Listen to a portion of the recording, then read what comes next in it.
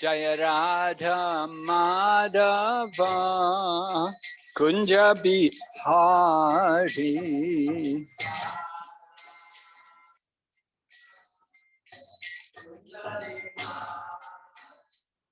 Jaya Radha Madhava Kunja Bihari.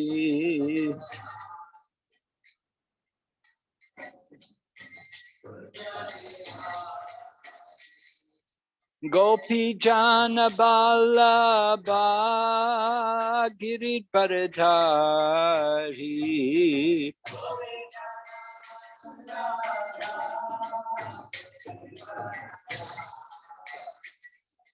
Gopi Jana Vallabha Giridharidhari.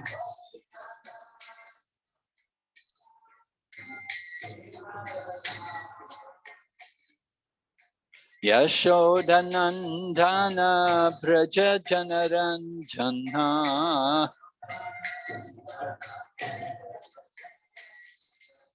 Yashodanandana Braja Janaranjana.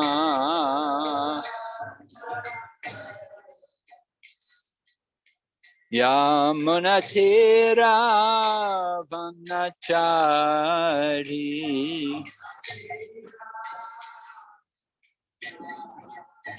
Yamunatira Vanachari.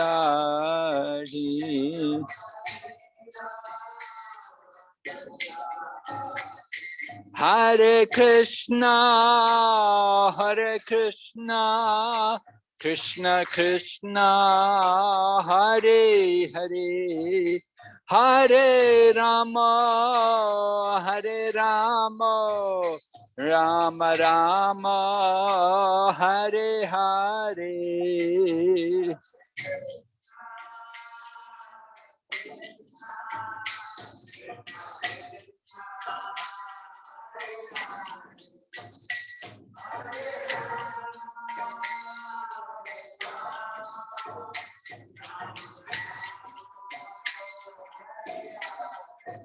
Hare Krishna, Hare Krishna, Krishna Krishna, Hare Hare, Hare Rama, Hare Rama, Rama Rama, Hare Hare.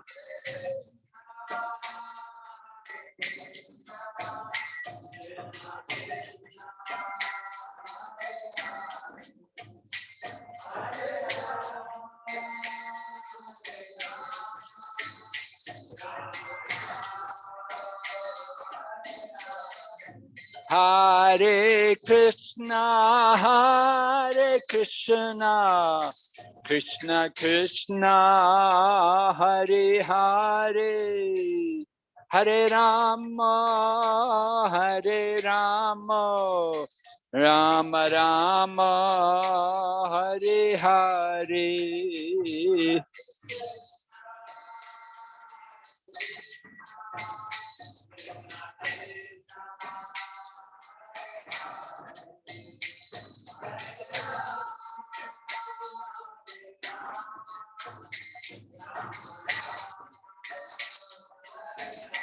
Nittai Gaur Hari Bo, Hari Bo, Hari Bo, Nittai Gaur Hari Bo.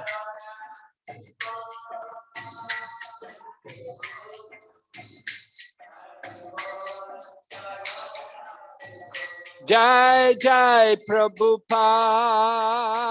Prabhupada, Prabhupada, Jai Jai Prabhupada.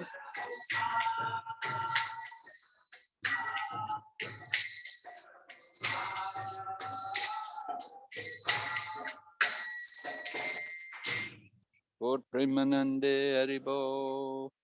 Nama Om Vishnu Padaya Krishna Prastaya Bhutale Srimati Bhakti Vedanta Swami Niti Nama Namaste Saraswati Deve Kauravani Prasarine Nirvishesha Shunyavadi Satyarine Om Namo Bhagavate Vasudevaya Om Namo Bhagavate Vasudevaya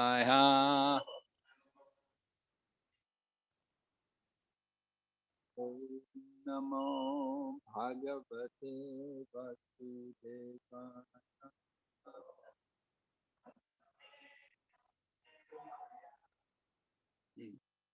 So we're recounting the pastimes of Narada Muni. Narada Muni searching for the recipient of the greatest mercy from Lord Krishna. And we heard how he'd come to Lord Brahma, thinking that Lord Brahma had received the greatest mercy from Lord Krishna. But Lord Brahma directs him to Lord Shiva. He said, Lord Shiva is much more qualified than I am. Lord Shiva is very, very great personality. You go to him. He really got the mercy of the Supreme Lord. If you go, you can see for yourself when you go there. And we heard yesterday, Lord Brahma was telling Narada that don't go to the Kailash in this universe. That's where Kuvera is. But you can go out of the universe, go into Kailash beyond the universe, where the Lord Shiva is residing in his greatest opulence.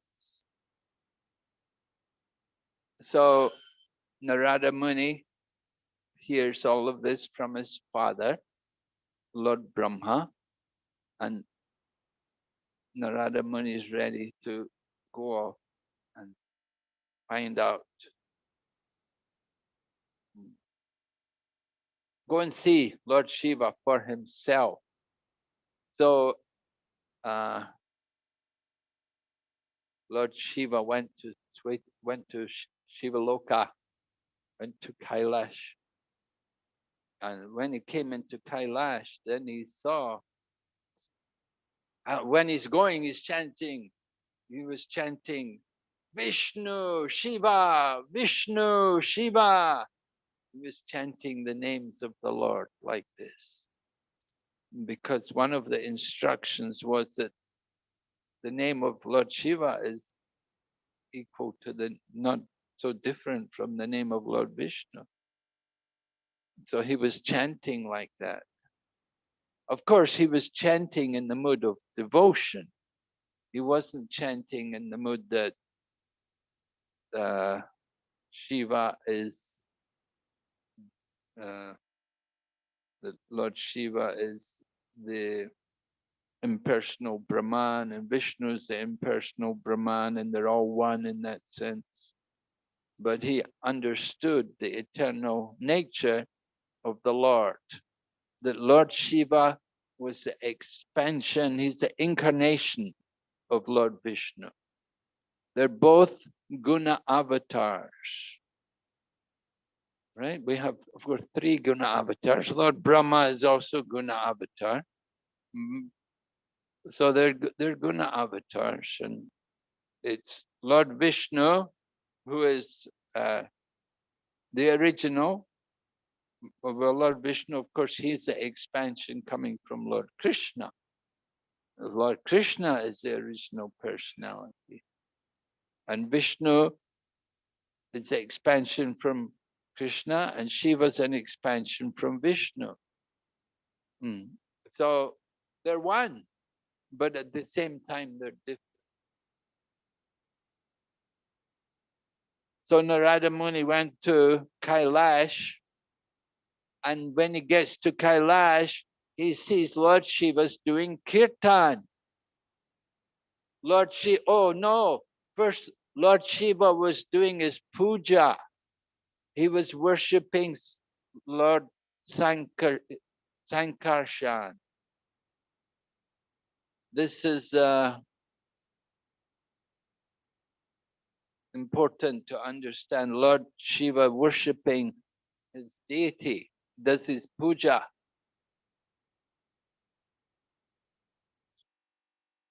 Lord Shiva was worshipping Lord Sankarshan, and he just finished his puja. He was worshipping, just like we heard in the very beginning, the Brahmana at Prayag, how he was worshipping his shalagram. So the Brahmana was very, very carefully doing his puja for the shalagram Shila. And the same way, Lord Shiva, he's also doing his puja, and he was worshipping Lord Sankarshan. We should understand that Lord Shiva does puja. It's not like we do puja. We do puja for our purification. Now, Lord Shiva, he's already pure. He doesn't need purification. So why is he doing puja? Lord Shiva was doing puja. One reason is to show example for all of us. And to also, there's different levels of devotees who do puja. Now, some people, we are more like neophytes, and we do it to purify ourselves and to elevate ourselves. And some people do puja, they're very advanced devotees. And when they do puja, they actually feel the presence of the Lord. They're not just thinking, oh, I'm doing this puja, I'm doing this, and we do it like a ritual. But they actually understand the presence of the Lord is there in their deity. And so, feeling the presence of the Lord, the devotees will feel ecstasy in the course of their worship of the Lord. And this is true with Lord Shiva.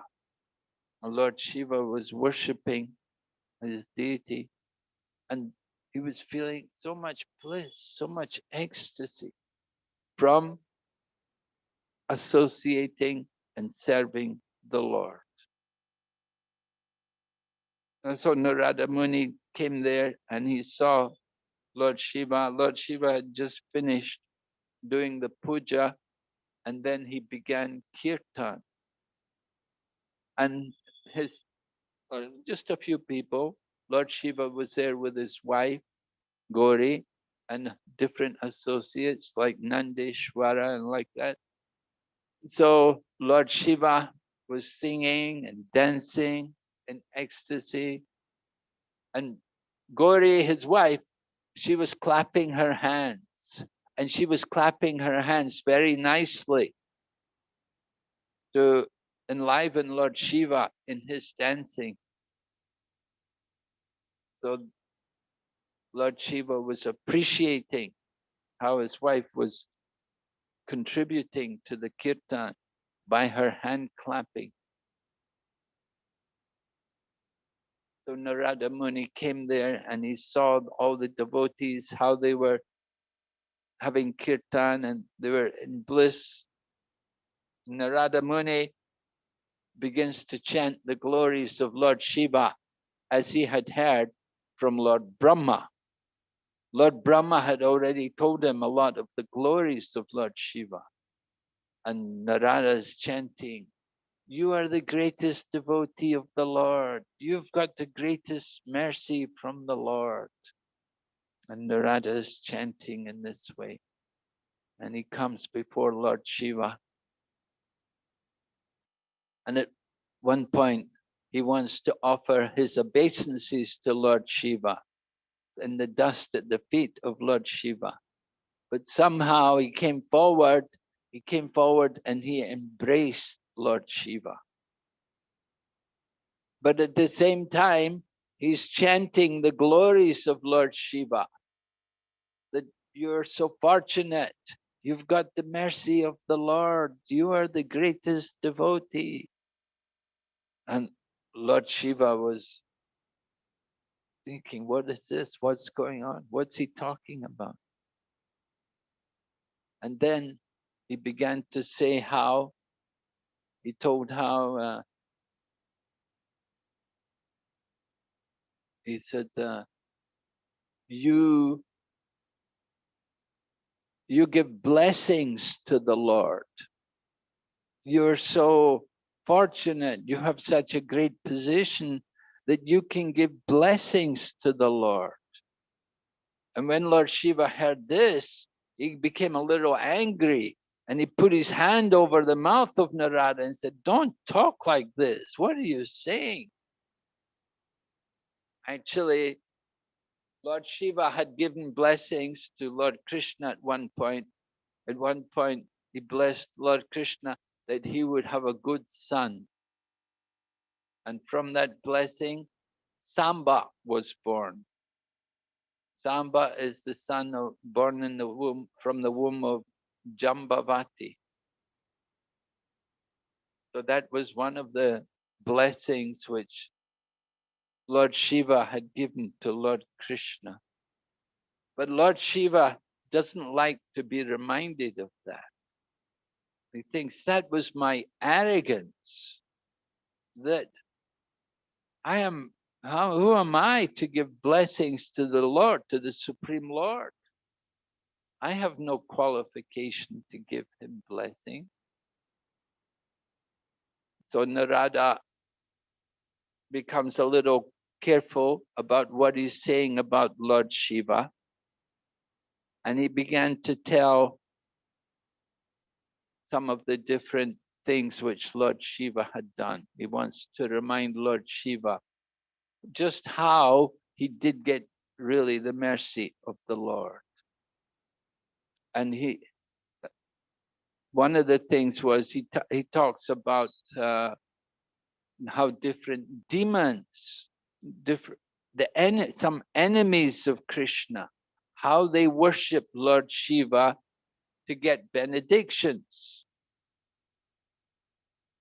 So there's a few examples of this, how sometimes these enemies would come and worship Lord Shiva. One of the enemies was this Jayadratha. Jayadrat. Jayadrat had become very much infatuated by Draupadi. He really wanted Draupadi. And he took part in the contest, the archery contest. But he didn't succeed, of course. He wasn't such a great archer that he could pierce the eye of the fish, as was done by Arjuna. But he didn't give up the desire to get Draupadi. And so it happened that one time when the Pandavas, along with Draupadi, were in exile, and they were at a place called Kamyavan. So at that time, Jayadratha saw Draupadi. And his lust for her was awakened.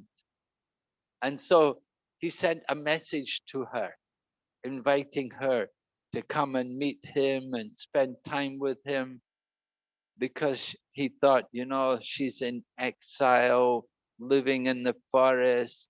It must be really difficult for her as a princess, such a woman. We have to understand how Draupadi was such a very special lady. She was born, of course, at the same time as Drishtadyumna, from the fire, from the yagya of Maharaja Drupada. And it's said that just the aroma of her body was so attractive that people would they'd just become bewildered. the aroma, the fragrance and scent coming from her body was just so powerful that the minds of all the men would become bewildered and they would all become infatuated by her. She was actually like a demigoddess or something, because she was just so beautiful and so overwhelming. So Jayadratha was just crazy about her. So he sent this letter to her telling her, come and spend some time with me and I will satisfy you. I will take care of you. And, and she was very angry. Of course, she had nothing to do with him. She didn't want anything to do with Jayadratha. She'd already got 5 Pandavas for husbands. Why would she want Jayadratha? You know, and her husbands were such wonderful, powerful men as well, you know, Maharatis. And they were also born from the demigods. So they were also very, very powerful, very handsome and very intelligent. They had all the good qualities. So Jayadratha, how could he hope to attract Draupadi? But still, the lust is so strong. And because he was a prince, he had some opulence, he had his army and so on. He thought, she should come and be with me. So anyway, she didn't want anything to do with him. But then he saw her again one time, and he happened to see her on her own. So he tried to pick her up and put her on his chariot, and she just knocked him over. She hit him, and he fell over.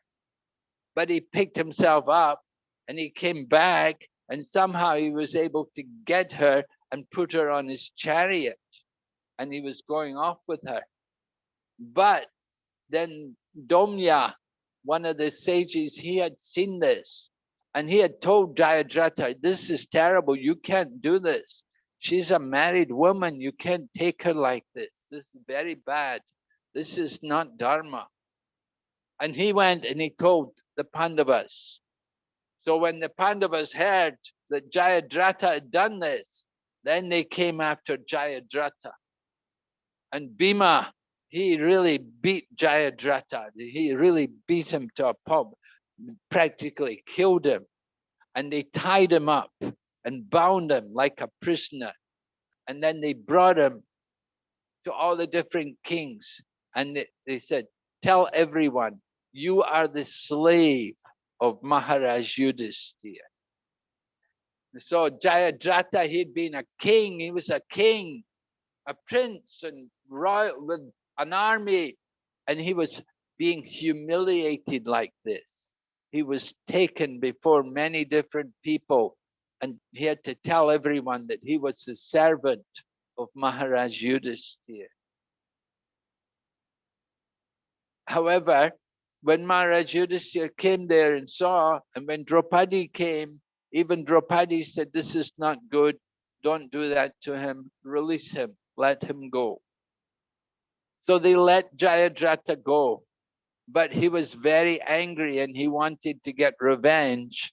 So he went to the Himalayas and he did great tapasya and he worshipped Lord Shiva. Right?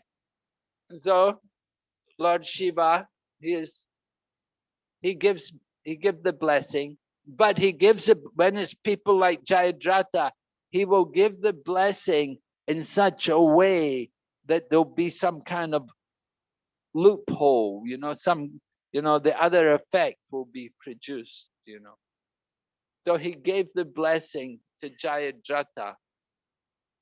The blessing was, he wanted the blessing that he would be able at least one time to hold off the Pandavas in battle, that he'd be able to hold them off, to defeat them.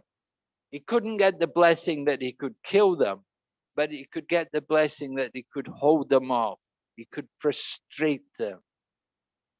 And so it happened that in the course of the battle of Kurukshetra, it was at the time Abhimanyu had gone.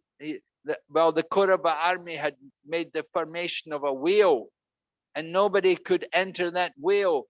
But Abhimanyu, he knew how to enter the wheel, the chakra formation. And Abhimanyu went into that chakra. He's fighting, but he got tackled by 7 great Maharatis.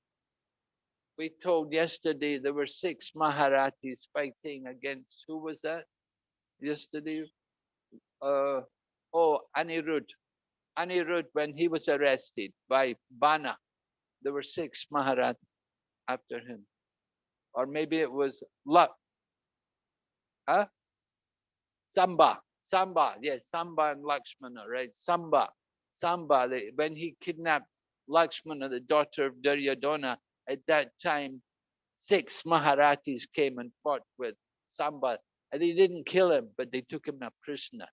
But at the Battle of Kurukshetra, 7 Maharatis all got onto Jayadratha and they killed Abhimanyu. They got onto Abhimanyu and they killed Abhimanyu.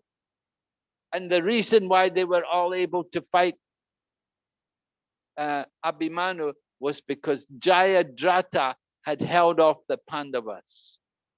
Jayadratha had that benediction from Lord Shiva that he could hold off the Pandavas at least one time.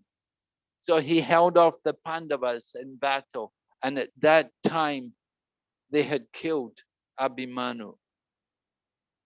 So, of course, when Abhimanyu was killed, Abhimanyu is the son of Arjuna and Subhadra.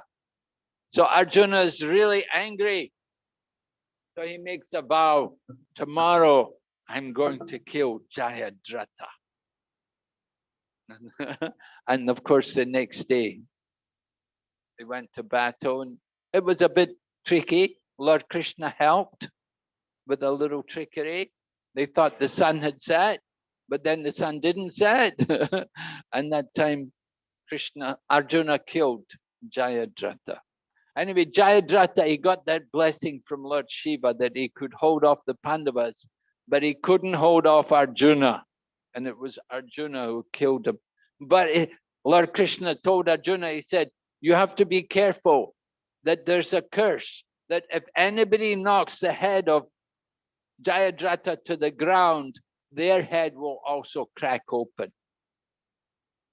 So when Arjuna cut off the head of Jayadratha, he threw the head into the lap of his father. Jayadratha's father had somehow, he'd arranged this curse that if anybody knocks down the head of my son, their head will crack open. So the Arjuna cut off the head of Jayadratha and threw it into the lap of the father of Jayadratha.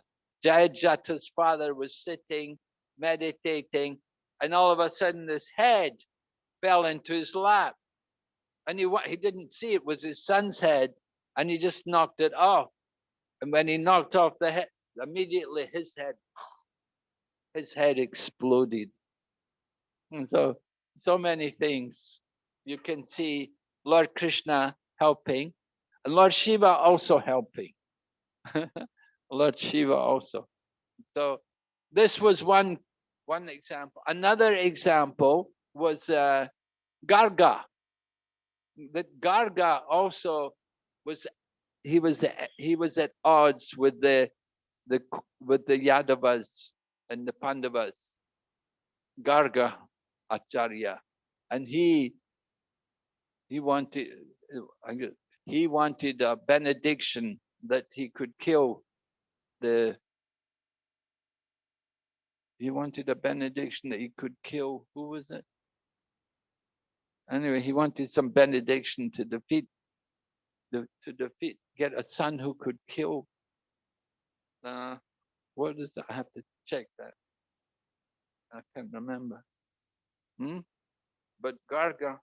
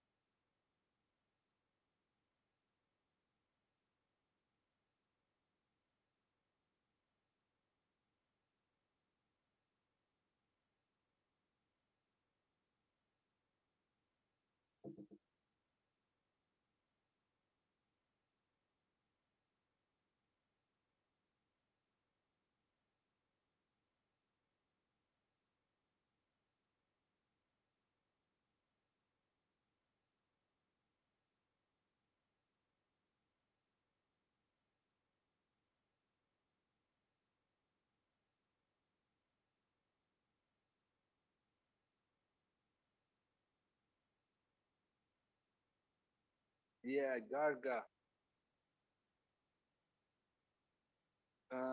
Garga was inimical with the Yadavas and the Pandavas. They were all staunch Vaishnavas. So Lord Shiva rewarded the worship of Garga with an imperfect boon. And Gargya Balaki was a learned son of the sage Garga, who was too proud of his acquired knowledge. By Lord Shiva's blessing, Gargya obtained a son, but not one who could destroy the Yadu dynasty, as Garga had wanted. Only one who could frighten and frustrate the Yadu dynasty. So this Garga wanted a son who could defeat the, but he wasn't able to defeat them, but he was able to frighten and frustrate the Yadu dynasty. So this is another example of Lord Shiva, how he gives these kind of blessings to the enemies of the devotees. Because they worship him, so he has to give some kind of blessing. But he gives the blessing in such a way to protect his devotees.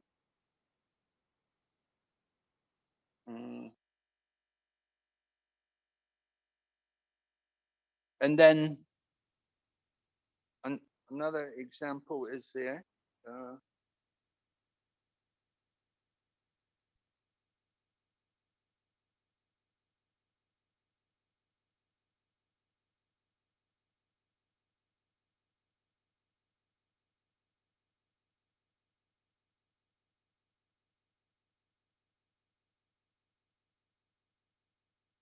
We have the example of Chitraketu.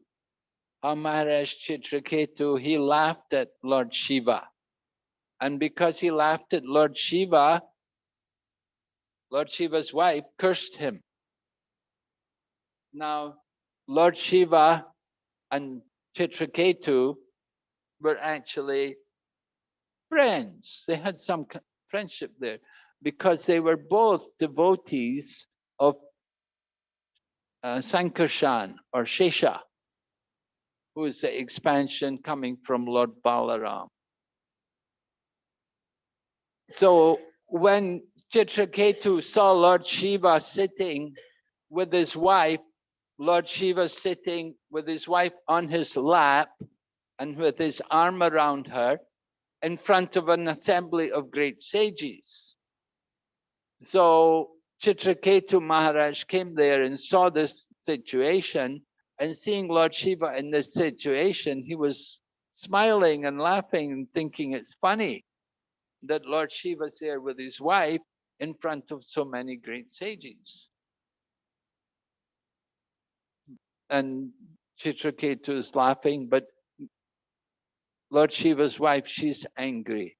And she got upset and she cursed him that he should become a demon. But it said that, so at that particular time, Chitraketu's devotion was not fully perfect. He was not yet a pure Vaishnava, 100% pure Vaishnava. So that was maybe one reason why he had laughed at Lord Shiva. But by the curse, it was actually a blessing for Chitraketu. Because when he became Vrita, then he got rid of all of his karma. He got rid of all of his karma from any path, and he was able to go back to Godhead. It was a help. It actually helped him to accelerate his path back to the spiritual world, to be with his worshipable deity, who was Anantashesha or Sankarshan. So that cursing of Parvati was worked out as a blessing for Chitraketu. Now, Narada Muni, he glorifies Lord Shiva. He's telling Lord Shiva that you're even, Lord Krishna has so much love for you that he allows you to be even greater than he is. And so there's an example there that Lord Shiva, he actually wants to be the servant of Lord Krishna. But Lord Krishna doesn't like to have someone like Lord Shiva to be his servant. And he wouldn't allow Lord Shiva to be his servant. So how does Lord Shiva go about becoming the servant of Lord Krishna? It's very tricky how he does it. What he does is he gets a blessing from Krishna that he can be greater than Krishna. Now, how to be greater than Krishna? Well, Lord Shiva, because he's very dear to Lord Krishna, he was, associating with Lord, he pleased Lord Krishna by so many different services he did. So Lord Krishna is very happy to give him blessing. Yeah, you be greater than me. But when he's greater, who is greater than Krishna? Krishna says, Mad Bhakta Pujyabdika. He said that only my devotees are greater than me. My servants are, one who says he's my devotee, he's not really my devotee. But if he's a devotee of my devotee, then he is my devotee. So Lord Krishna gave the blessing to Lord Shiva that he could become his servant, that he could become greater than him. So by making Lord Shiva greater than him, then Lord Krishna has to accept him as his servant. This is the cunningness of Lord Shiva. To get the real mercy of Lord Krishna, he arranges to be the servant of Lord Krishna by making himself greater than Krishna. Who could be greater than Krishna? Only the devotees are greater than Krishna. Krishna says he's always conquered by his devotees. Yate nukampam susamikshama.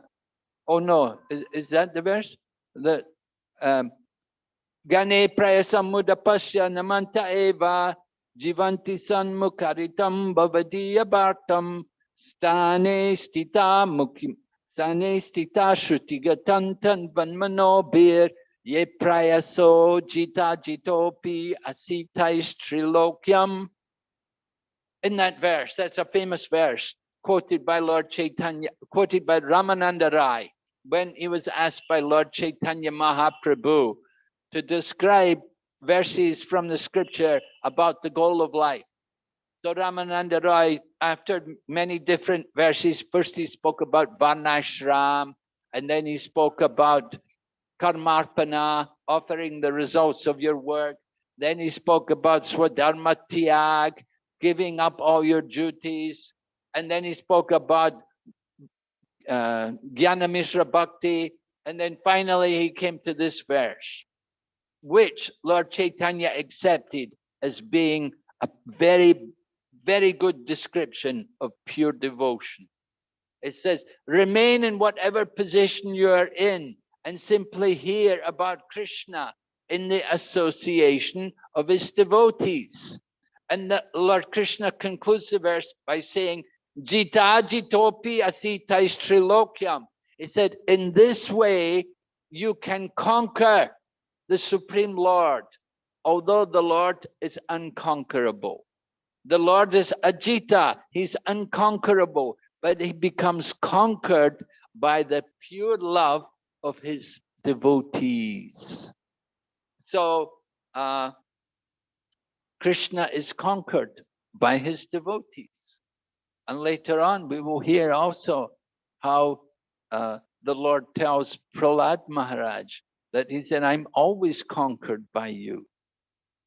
Because Prahlad Maharaj has so much pure love for the Lord that it conquers the Lord. Right? Krishna is unconquerable, but he's conquered by the pure love of his devotee. Just like we say, Krishna is Madan Mohan. He's the controller of Cupids. But there is Madan Mohan Mohini, one who conquers Cupid. one who conquers the conqueror of Cupid. And that is Srimati Radharani. Her pure devotion conquers Krishna. Krishna is controlled by pure devotion. So Lord Shiva, he has that pure devotion. And this way he's able to conquer Lord Krishna. It's a very interesting point to understand how Lord Shiva is so great that as a pure devotee, he conquers Lord Krishna. So he got the blessing that he would be even greater than Krishna. And you can see also the temples of Lord Shiva are more than the temples of Krishna. Much more, right? We see, even you go Navadvip Dham, in the Navadvip Dham, there's so many temples of Lord Shiva. Why are the temples of Lord Shiva more? This is the blessing of Lord Krishna. Lord Shiva took the blessing. Lord Krishna gave the blessing to Lord Shiva that your temples will be more than mine. Because Lord Krishna likes to see his devotees glorified. Lord Krishna liked Arjuna to get the credit for the battle of Kurukshetra. He could have done it all himself, but he wants Arjuna to get the credit. And here we see also Lord Krishna giving the credit to Lord Shiva. He likes to see his devotees glorified. But at the same time, he didn't like Lord Shiva to be his servant. So Lord Shiva took advantage of this, that by being greater, in a position greater than Krishna, he can serve Krishna, can give service to Krishna. So in this way, Narada Muni is describing some of the different characteristics of Lord Shiva to help him understand just how he's got the greatest mercy from Lord Krishna. However, the conversation will go on. This is only Narada Muni presenting his side of it. Lord Shiva will refute these different claims of Narada.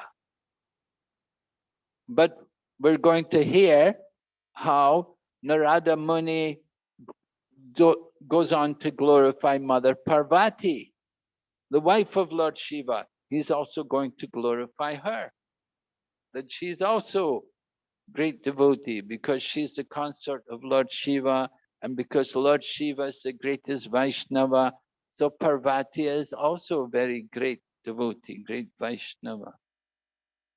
And we will hear about this. So,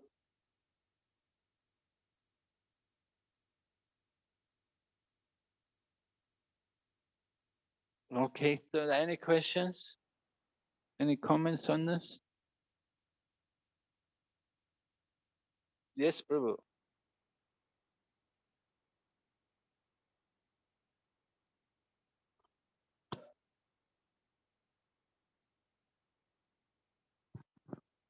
Hare Krishna.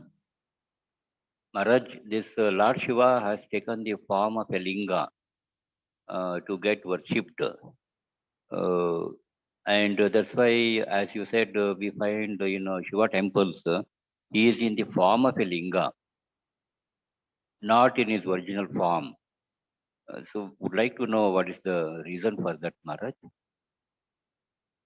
What is the reason for him being in the form of a linga? Well, he has other form. He's not just only in the form of the linga. You see, Lord Shiva, just like Lord Krishna can expand himself, Anantarup, right? Lord Shiva also has many different forms according to his different services, what he's going to do, different services which he performs for the pleasure of the Supreme Lord. So Lord Shiva is also involved in the creation, at the beginning of the creation. Lord Shiva is involved in all the different phases of time.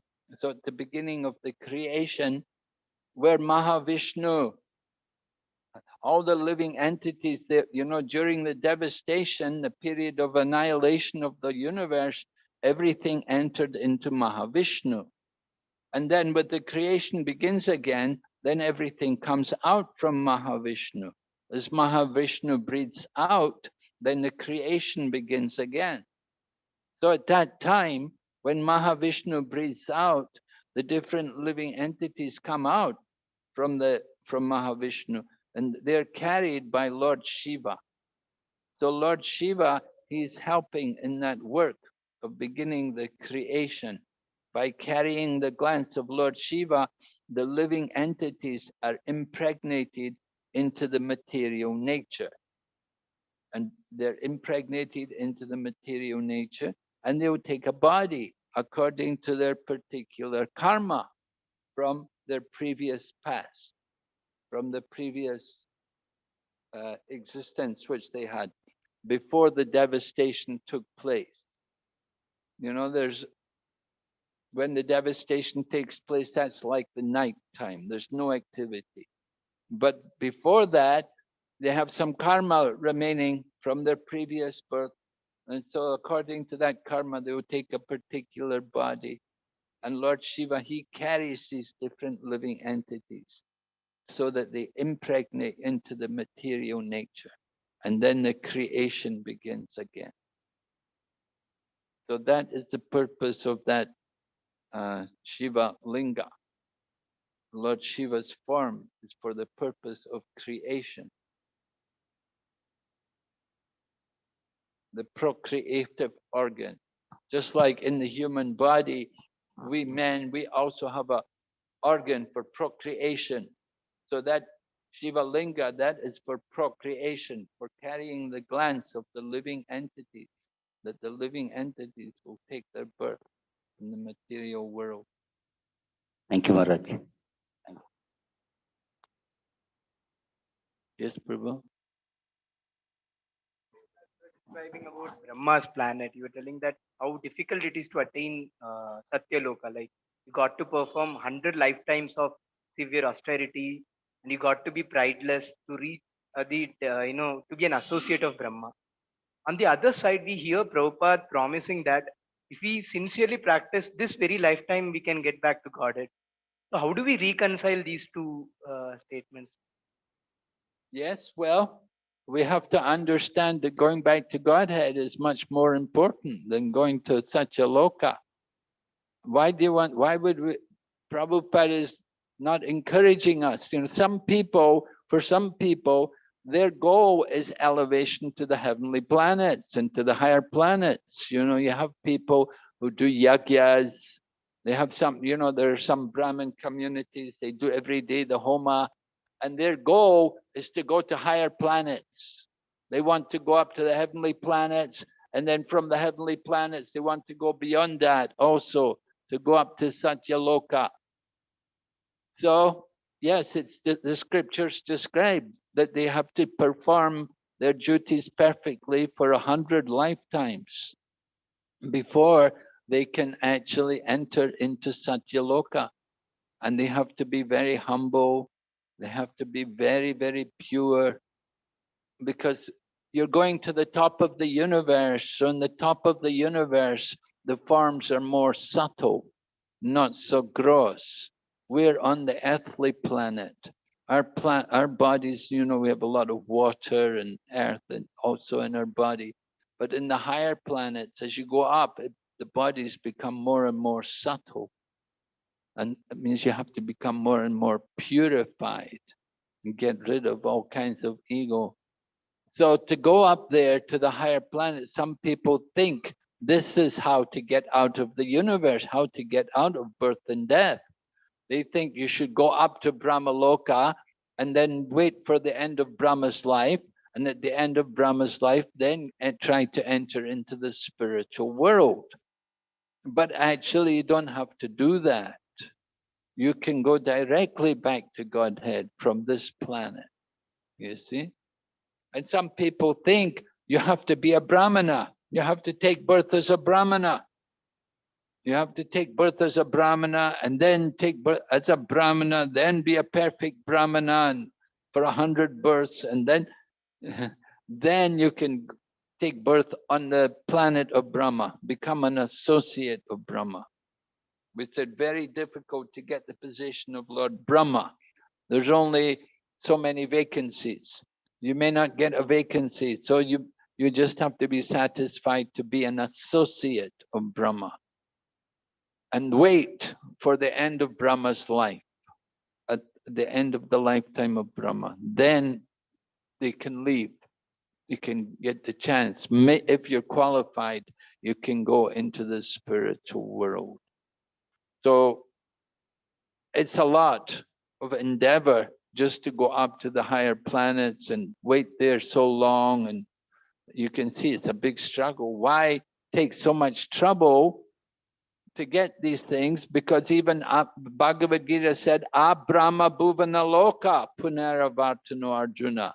From the highest planet down to the lowest, all are places of birth and death. Why want to go to Brahmaloka if there's also if it's also still in the material world? But some people, just like people worship the devas, they worship different demigods to get things which are limited and temporary. Why should they do that? Why should they want to get things which are limited and temporary? If they will simply worship the Supreme Lord, they can get the eternal benefit and they can get the goal of life. Why spend their time worshiping to get things which are so limited and temporary? Because people are less intelligent. That is the problem. People have a small brain, alpa medasha, right? Their brain is small and they cannot understand the waste of time. They cannot see the futility, the useless endeavor in trying to get these material things. They waste so much time and energy, but somehow it means so much to them. And just like we see in this world, we see people labor so much. They go to college, they study so many years, they go on, they do masters, they do PhD, and then after that they work for a few years and then they retire and it's all finished. It's all useless. People do these things. They don't seem to think too deeply about the goal of life. When we tell them the goal of life is to get out of birth and death, then they think, oh, I'd rather try to get my PhD, I'm doing my MBA, and like this, But it's also temporary. You go and study all these things, and then later on you get cancer and you're going to die, So what was the good of it? You spent so much time and money and then you're going to die anyway. Yeah? And it's just, but this is the stupidity of our race, the human beings, and that we're not so intelligent. Of course, even in the higher planets, the people on the higher planets, they're supposed to be more intelligent, but they're more intelligent in the material sense, that they're also attracted to sense gratification, and they're also troubled by competition and jealousy and all of these different things. All these evil attributes are also there. They're also visible among the demigods. So we shouldn't be bewildered by these things. Rather, we should be fixed on what is the real goal, the real purpose of life, which Srila Prabhupada was always enforcing on us and preaching to us very strongly, that the goal of life is to get out of this wheel of birth and death. Right? We have the book Coming Back, and the last chapter is called Don't Come Back. If you come back, it means you failed. Just like if you're studying at college and you fail, you have to repeat. You have to do everything again, pay all the fees and everything. It's so much trouble. It's so boring. You have to go through the same classes again, and then again comes the exam and you may fail again, So That's what happens when you fail. So we don't want to be troubled with this kind of failure. We want to be sure to get out of this material world. And how to get out? Well, just try to understand the birth and activities of Lord Krishna. Just try to understand a little devotion, how much mercy, how much benefit we get by a drop of devotion. And so if we take to Krishna consciousness seriously and endeavor, put all our time and energy into trying to serve Krishna, to do some service for Krishna, then this will be actually pleasing to Krishna. Just like Lord Shiva, he's always preaching. He's, he doesn't identify with the material world at all. He's going naked and he's wearing this garland with the poison herbs around his neck and skulls as well around his neck, and then snakes on his body, and his body's all covered in ashes. He doesn't identify with the material world. But he's always Krishna conscious. He's always fully absorbed in thought of the Lord and serving the Lord, chanting the names of the Supreme Lord. And he told his wife also, chant the name of Lord Ram. Rame, Rame, Namo Rame, Sahasra Nama Bistuyam Sri Rama Nama Varanini. Right? He told his wife, don't chant even the 1,000 names of Vishnu. Just chant the name of Ram. One name of Ram is equal to 1,000 names of Vishnu. And so we chant the holy name of Lord Rama. And then, of course, we learn that 3 names of Rama is equal to 1 name of Krishna. So we should chant Krishna's name over everything. Get the supreme mercy.